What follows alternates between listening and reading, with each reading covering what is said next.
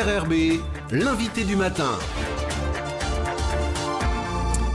Et notre invité ce matin est Gilles Briel, deuxième vice-président de la province Sud en charge de l'éducation notamment. Bonjour. Bonjour. On est à une semaine maintenant de la rentrée scolaire. C'est le 14 février prochain que tout le monde va retrouver le banc des écoles. La province Sud est compétente en matière de gestion des bâtiments en ce qui concerne les collèges et de l'éducation en ce qui concerne le primaire. C'est bien ça ? Exactement. On est propriétaire des 21 collèges de la province Sud et c'est nous qui rémunérons les enseignants du primaire. C'est compliqué les compétences en Nouvelle-Calédonie entre le gouvernement particulièrement celle de l'enseignement. Oui, c'est une compétence entre les communes, le gouvernement, la province, mais également on peut adapter la pédagogie et orienter la pédagogie au sein du primaire. Et c'est ce qu'on souhaite faire. Donc pour nous, c'est une rentrée tournée vers la réussite, c'est-à-dire que depuis le début du mandat, les enjeux ont changé il y a 20 ans. L'objectif, c'était d'avoir un enseignant formé devant chaque classe. Aujourd'hui, c'est d'avoir une école de la réussite, une école qui permette vraiment, l'école de la République, cet ascenseur social. Alors ça passe par quoi ? Déjà, on a modifié l'organisation de la direction de l'enseignement qui est devenue la direction de l'enseignement et de la réussite, et c'est de mettre en place des outils qui permettent cette réussite. Je prends plusieurs exemples. On va avoir l'inauguration de l'internat provincial de la réussite. Donc c'est un internat dans lequel on va accueillir 20 filles, 20 garçons, de la classe de CM2 à la classe de 3e. Ce sont des enfants qui ont un potentiel scolaire, mais qui sont dans des familles qui n'ont pas la capacité de les aider aux devoirs, et on en a beaucoup en Nouvelle-Calédonie. Et l'objectif, c'est de pouvoir les mettre dans une structure d'internat. Alors c'est des enfants de l'agglomération qu'on va regrouper dans la même école à Nabéa et dans le collège d'Apogoti, et ils vont être pris en charge au sein de cet internat avec vraiment une volonté pédagogique forte, c'est-à-dire un accompagnement d'enseignants le soir, d'éducateurs qui vont leur permettre de continuer leur progression, suivi qu'ils n'auraient pas pu avoir chez eux. C'est vraiment le modèle de progrès social. La réussite, elle doit être... Pour nous, elle se définit par permettre à tout le monde de progresser. Mais c'est également une école qui est ouverte sur le monde, mais qui est capable d'intégrer tout le monde. Et donc, cette année, on a la labellisation de l'école océanienne. C'était à nous, dans notre volonté de programme de campagne, c'est de dire qu'en Nouvelle-Calédonie, c'est un mélange ethnique, un mélange culturel qu'on doit apprendre, qu'on doit découvrir. C'est une vraie découverte. Et c'est important que notre école puisse intégrer ça, c'est-à-dire pas s'axer que, par exemple, sur les langues et la culture kanak, mais prendre en compte toutes les cultures qui sont présentes en Nouvelle-Calédonie et mettre en place des dispositifs qui permettent d'associer les parents et de faire en sorte que au sein de notre école primaire, nos enfants se découvrent, et à partir du moment où ils se découvrent, ils se comprennent mieux, et quand ils se comprennent mieux, ils arrivent mieux à vivre ensemble après. C'est important de mettre en place ces choses dès le primaire. Souvent, on parle de plans de cette nature pour le collège, quand les élèves sont un peu plus grands. Là, c'est vrai que quand ils sont en primaire, ils sont quand même très jeunes. Oui, mais notre notion de la réussite et du vivre ensemble, il faut la commencer plus tôt. Vous savez, avant on parlait de direction de l'enseignement, maintenant on parle d'éducation, donc c'est à la fois de l'enseignement et du apprendre à vivre. On vient malheureusement parfois combler des déficits d'éducation dans les familles. C'est ça la réalité de l'enseignement aujourd'hui. Et l'éducation, elle se fait dès le plus jeune âge. Alors Gilles Briel, vous le savez, les grandes interrogations concernant cette rentrée scolaire, et notamment les parents, c'est les conditions sanitaires dans lesquelles elle va pouvoir se dérouler, notamment en primaire. Où est-ce que vous en êtes de la réflexion sur ce sujet ? Alors, il y a un gros travail qui est mené entre Isabelle Chamorro au gouvernement et les provinces, où chacun essaie de définir quelle est sa vision des choses. Ce qui est important pour nous, c'est... j'ai toujours dit dans cette crise sanitaire d'être agile et de prendre en compte l'évolution de la crise sanitaire. Nos enfants ont payé un lourd tribut, je dirais une sorte de sacrifice au niveau de l'enseignement et de l'éducation l'année dernière, avec 2 périodes de confinement qui étaient nécessaires parce qu'on avait une population calédonienne qui était très faiblement vaccinée et un variant qui était... virulent, avec des effets, malheureusement, avec plus de 280 morts. Cette situation sanitaire a évolué à 2 niveaux. La première, c'est que la population calédonienne, parce que les Calédoniens ont fait de gros efforts, a été très largement vaccinée. On a 80% de la population vaccinable qui l'est aujourd'hui.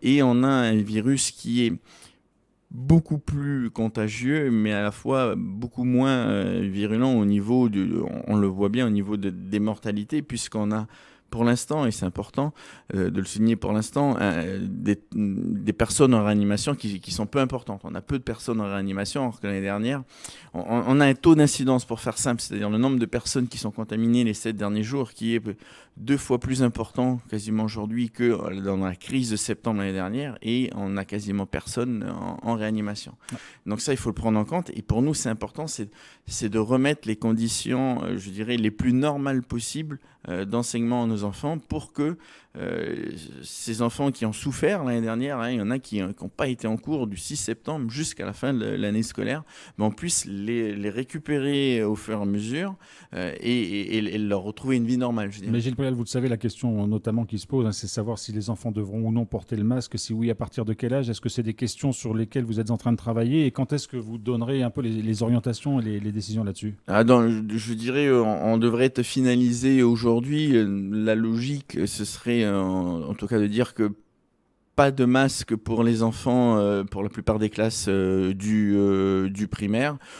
C'est un protocole qu'on est en train d'affiner. On le fait également en concertation avec les associations de parents d'élèves et les organisations syndicales d'enseignants. Vraiment, l'objectif, c'est de retrouver avec des gestes barrières, c'est-à-dire qui sont à la rigueur maintenant plus des gestes d'hygiène, c'est se laver les mains, on n'est pas obligé de se toucher, enfin apprendre ces gestes-là, mais encore une fois retrouver une façon d'enseigner et je dirais une sécurité pour les enfants par rapport à l'éducation, c'est-à-dire le bien-être pour eux, parce que c'est quand même au niveau affectif, au niveau psychologique, c'est compliqué pour les enfants d'enseigner et de recevoir un enseignement avec un masque et de ne pas pouvoir s'exprimer. Donc voilà, c'est retrouver ce retour à la vie normale qui devrait être finalisé aujourd'hui ou demain ou plus tard. Et vous communiquerez dès mercredi pour que les parents aient le temps de s'organiser et de se préparer. Oui, bien sûr, l'objectif c'est qu'il y ait une communication, mais encore une fois, il y a un gros travail qui est fait avec Isabelle Chamorro, mais il manque une organisation de la direction des opérations qui était organisée avant avec le gouvernement pour qu'on puisse exprimer clairement chacun. On a des points de vue différents d'une province à une autre. Et ça pourrait être différent, les catégories pourraient être différents. Ça l'a été l'année dernière pour la reprise des cours notamment. Sur les protocoles. Écoutez, l'objectif c'est quelque chose de le plus harmonisé possible. Et alors moi je suis dans l'exécutif de la province sud, pas celui du nord et des îles. C'est en tout cas nous avoir un fonctionnement du retour à normal rapide. Alors plus généralement sur cette crise et sa gestion, vous avez écrit à Philippe Blaise avec Philippe Blaise une lettre au président Mapou pour dire que finalement cette crise elle était pas bien gérée, c'est ça qu'il y a derrière. Il y a deux choses, il y a un manque de communication, c'est-à-dire que on annonce, le gouvernement donne tous les jours aux médias un taux d'incidence qui monte, qui peut faire peur quand on voit le taux de contamination en Nouvelle-Calédonie aujourd'hui, mais on donne pas plus d'éléments. Une crise, c'est de la gestion et de la communication. La communication pour rassurer la population, pour les informer. Donc ça, c'est la partie qui manque. Et après, sur la gestion, jusque-là, il avait ce qu'on appelle la direction des opérations. C'est le président du gouvernement, le président du Congrès, les 3 présidents de province, le haut-commissaire.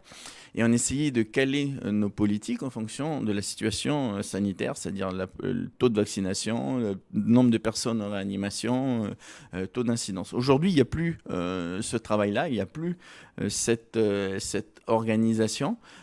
On le regrette. Donc chacun fait dans son coin ce qui facilite pas la compréhension pour la population calédonienne. Donc c'est ça que nous déplorons. Et sur des points précis, vous êtes par exemple pour la suppression de la septaine à l'arrivée en Calédonie. Oui, mais aujourd'hui, on a des taux d'incidence qui sont les mêmes qu'en métropole. C'est-à-dire que vous avez autant de chances d'être contaminé en Nouvelle-Calédonie, si c'est pas plus, qu'en métropole. Donc la septaine, elle a plus de sens comme elle est organisée. Mais comme aujourd'hui, dans les protocoles du gouvernement, une personne qui est positive mais qui n'a pas de symptômes, donc qui n'est pas malade, doit rester isolée chez elle. On est en train de désorganiser complètement à la fois nos entreprises, nos administrations. Une personne qui est cas contact, elle doit être isolée. Nous considérons que doivent rester chez eux les personnes qui sont réellement malades, qui ne sont pas que positives, qui ont des symptômes, eh bien, qu'elles se soignent chez elles, qu'elles se protègent. Mais ceux qui sont sans symptômes, ils viennent travailler avec le masque. Mais si on a des taux d'absence de 20%, on va avoir des entreprises qui sont complètement désorganisées alors qu'elles viennent quand même de subir une crise sanitaire importante, de confinement, donc elles ont du mal, et des administrations qui, pareil, ne pourront pas rendre le service à la population. Alors dans ce courrier avec Philippe Blais, vous demandez aussi au gouvernement de mener des campagnes de vaccination proactive. Vous l'avez rappelé, il y a 80% de la population vaccinable qu'il est aujourd'hui. Si 20% ne veulent pas se faire vacciner, qu'est-ce que vous appelez une campagne proactive ? Mais il y a, dans les 20% qui ne veulent pas se faire vacciner, il y a ce qu'on appelle des personnes à risque, des personnes qui ont des comorbidités, donc des personnes beaucoup plus fragiles que les autres. L'effort, et ça fait des mois qu'on le demande, du gouvernement devrait être: on a un fichier CAFAT sur les personnes en longue maladie, donc ces personnes qui sont à risque, il devrait y avoir un effort. Je dirais, ces personnes devraient être contactées les unes après les autres individuellement pour les obliger à se faire vacciner. C'est elles qui portent le plus de risques. Et c'est pour protéger ces personnes-là qu'il y a eu des confinements. C'est pour protéger ces personnes-là qu'on a, je le disais tout à l'heure, en quelque sorte sacrifié l'éducation de nos enfants, qu'on a fermé nos entreprises qui sont en difficulté aujourd'hui. Donc il faut aller jusqu'au bout de la logique et faire en sorte que ces personnes se protègent pour pouvoir faire en sorte que tous les 80% de Calédoniens qui ont fait ces efforts, eux, puissent vivre normalement. Une dernière question, Gilles Brial. On est à une semaine de la rentrée scolaire. On sait que cette rentrée scolaire, elle remet en route d'une certaine façon les rouages de la société, parce qu'on adopte un autre rythme. Vous avez peut-être un message à une semaine de cette rentrée maintenant ? Oui, dire aux Calédoniens que la situation sanitaire a évolué, que les enfants doivent retrouver le chemin de l'école. Et c'est important, je disais tout à l'heure, il y a des enfants qui ne l'ont pas fait. Et puis après, on va avoir une année qui est une année transitoire dans l'organisation institutionnelle de la Nouvelle-Calédonie. Moi, je crois qu'il nous faut beaucoup de sérénité, du travail, et qu'on arrive à recréer ces liens du dialogue pour qu'ensemble on soit capable d'offrir à nos enfants une solution pérenne pour la Nouvelle-Calédonie. Gilles Brial, merci d'avoir été avec nous ce matin. Merci.